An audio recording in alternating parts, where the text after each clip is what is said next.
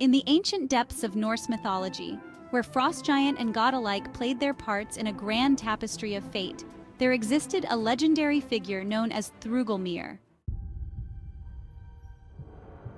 He was no mere being. Rather, he was a giant of colossal proportions, born from the primordial chaos that birthed the world. Thrudgelmir's legacy began at the dawn of creation, when the first drops of rain fell upon the cold and lifeless land of Niflheim, bringing forth the fountain of Thrudgelmir.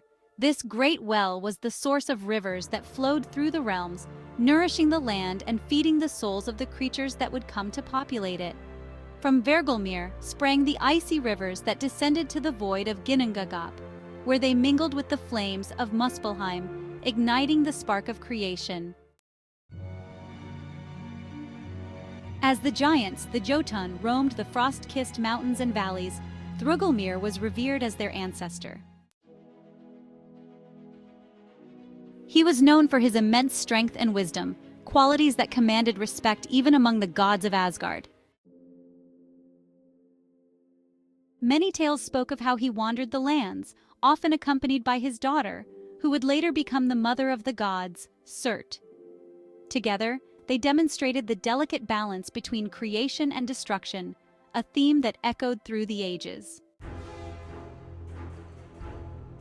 Despite his formidable presence, Thrudgelmir was a peaceful giant. He sought harmony among the realms, believing that strength could be wielded for protection rather than domination.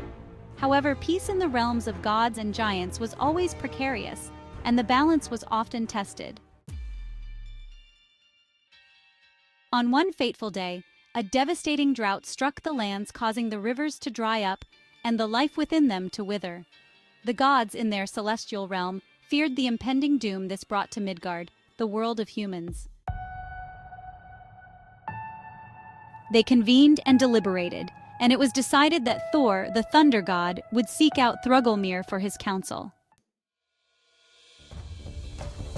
Thor set out on his journey, traversing the rugged terrains and frosty cliffs until he reached Thrudgelmir's lair, a grand cave adorned with ancient runes.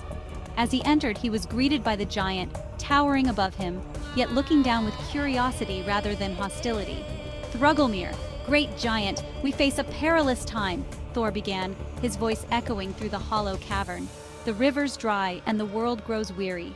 We need your strength to restore balance." Thrudgelmir listened intently as Thor spoke of the suffering in Midgard. He pondered deeply, for while he was powerful, he also understood the unpredictability of nature and the interwoven fates of all beings. After a long silence, he replied, "Strength is not just in might, but in the ability to nurture what is around us. We must call upon the waters of Thrudgelmir to restore life, but it requires a sacrifice." Thor, strong and resolute, nodded.